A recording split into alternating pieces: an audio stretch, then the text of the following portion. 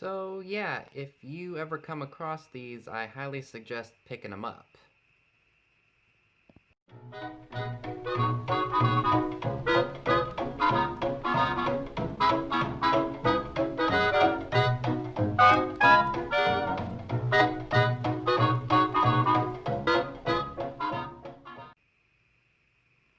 Hey y'all, it's Vintage Vinny and welcome to another thrift haul. I have some great stuff that I'd like to share with you all and I'm looking forward to doing so. So without further ado, let's go ahead and check out the first item.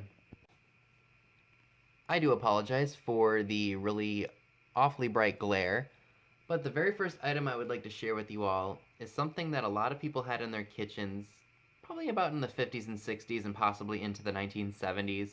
It's one of those caddies that holds aluminum foil, wax paper, and paper towels. Basically, and some of them still have the contents in it.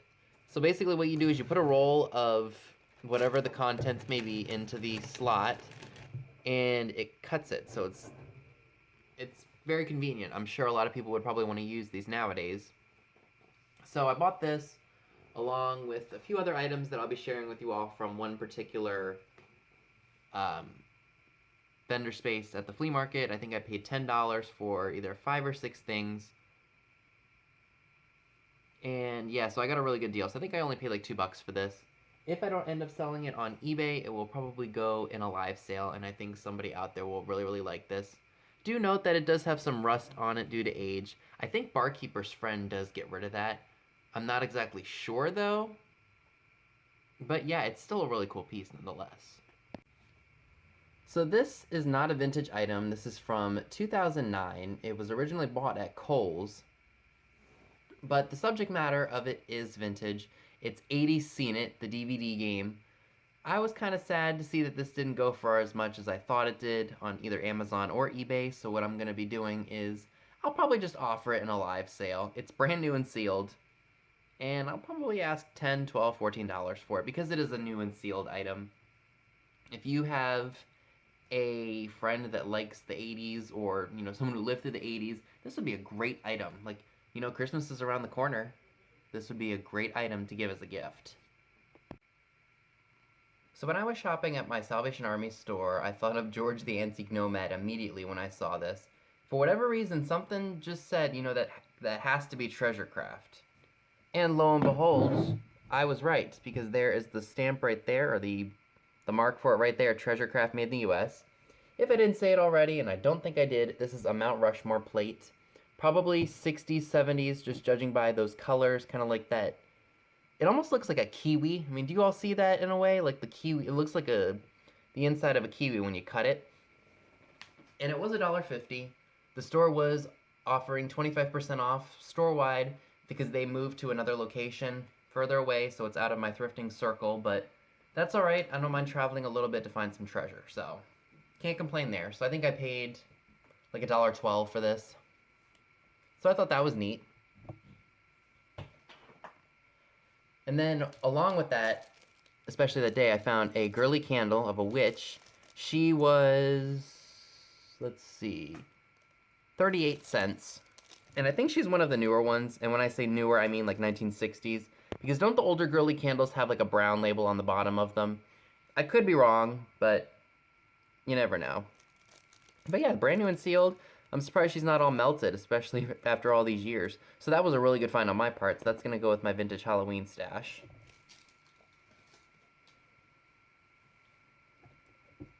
Now, Alex's daughter and I share a common bond. Like, we love, at least from what I heard from watching one of her videos, we both like the crime TV shows and reading about these kinds of individuals.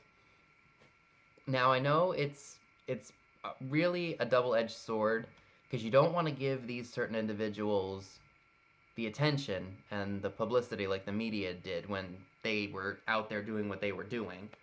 But at the same time, it's so fascinating to read about these people because it's the taboo of humans. Like, you don't, like, the thought of doing that or, just how somebody could do something like that is just against human nature. to take another human life, like, and reading about like what made these people who they unfortunately came out to be and turned out to be, is what I should have said. So it's a very slippery slope. Like, there are some people who, like, I've watched some shows where people collect things that these people have owned and used, and I'm like, no, I can't do that, because that's just creepy. That would give me nightmares. But reading about these people is a totally different story. Like, this is the one of those things where I would love to read about them, but it's such a fascinating concept to me, because it's like what I just said before. It's the unthinkable. Like, any normal human being would not think of taking another human life, or multiple, hence the name of this book. But yes, the cases are very interesting, and I love forensic files and cold case files, all that kind of stuff. So while this isn't vintage, a lot of the cases that are in this book take place in the early to middle of the 20th century. So even though it's a modern item, it still features vintage cases. So I kind of thought that that was an interesting pickup. I don't know if this was something you bought at Five Below, because I know sometimes they get books, even though they have kind of a higher retail price. So in this book, we learn about Ted Bundy, Gary Ridgway, John Wayne Gacy, Paul Bernardo, and Carla Homolka, who I've never heard of before, so that'll be interesting. Dahmer, I know about because he was up where my mom used to live. Dennis Rader, The Bind, Torture, Kill, I probably shouldn't say those words. BTK, Bella Kiss, David Berkowitz. Some of these people are very familiar because I've read up on them. Others are going to be interesting to hear about. So yeah. So you get the picture of this book. Okay. So these I just got recently one day. They are probably from the 70s. It's a pair of Hallmark salt and pepper shakers. They are plastic. I don't think they were used at all. The packaging's a little dirty, but that's all right. So it does say Hong Kong on the bottom. So I would definitely say this is probably from the 70s, maybe possibly as early as the early 80s. But yeah, they're in the packaging. I paid $1.99 for them.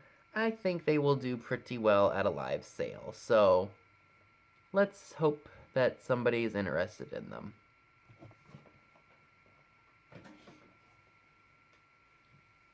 Now these were a really fun find, and the art on them is just fantastic. So I've got some Volgart iron-on appliques. So this is what the front of the package looks like. And this is what the back looks like. I mean, look at those, excuse me, bright colors and just awesomeness. These do have a date of 1953 on them. Where does it say that? Oh, yep, copyright 1953. More than likely, I will be offering these at a live sale. I've got a couple of the fruit ones, and then we've got some floral ones. We got some fruit basket ones. Fruit basket, floral basket, not fruit basket. Jeez. And just some floral ones. Now this last one I'm keeping for myself. And if you follow me on Instagram, you would have already seen it. It's anthropomorphic vegetables. So those I will be putting into my ephemera book. And yeah, I just think they're very fun and funky. And they definitely scream 1950s. I was really surprised to see a date on these, because usually when I see these iron-on appliques, they don't have the date on them, and they're sealed too, like they've never been opened. I did do my research on eBay, and they don't go for a whole lot of money, so they probably won't be too much at my sales. But yeah, I just think they are super, super fun.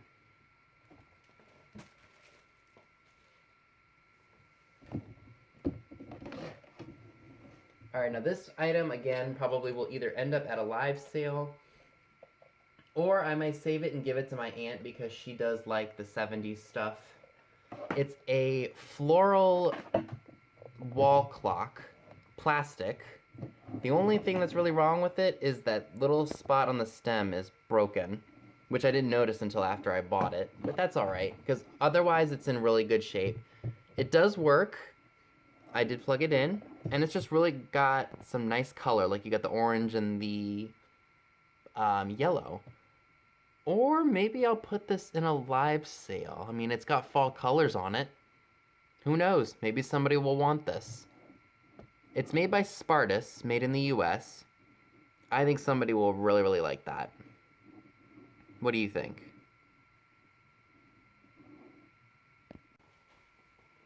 And the last item I'd like to share with you all for this rather short video is something that I didn't expect to be worth as much as I thought.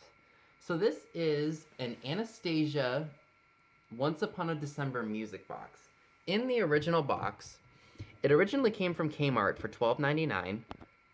These are made by a company called Galoob. Make sure the musical function works. I will test that afterwards because I don't want to annoy you all with the music. So here's the back of the box. Here's the bottom here. So this was made in 1997, so this is about 23 years old. Now, as you can see, the box itself is in pretty darn good, or pretty darn bad shape. Like, it's got some issues, like the bottom isn't flat. But this is still a really cool piece. And yeah, I was really surprised to see how much it goes for. I brought this home, I scanned it into Amazon to see if it was anything, and nothing came up. And then I looked on eBay, and I was like, holy crap. So I think because of, you know, it being new in the box, and the box just having some cosmetic issues, I think this will probably generate about 250 to maybe 275 on a good day. 250 on a bad day, 275 on a good day. So I was really, really tickled pink to get this for $2, $2.50, and have it be worth as much as I wasn't expecting that. I don't know if this was a Kmart exclusive because it was sold at Kmart or what, but if you ever see these, pick them up because they are worth some big bucks. So that is everything I would like to share with you all today. I hope you enjoyed it. So that's all I have for you today. Be sure and give this video a big thumbs up, leave a comment below, subscribe if you haven't already.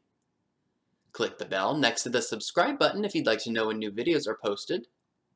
All of the links to my social media accounts via Instagram are down below as well, where you will see pictures of items to come in future haul videos. Thanks so much for watching, and I will see you all soon. Bye guys!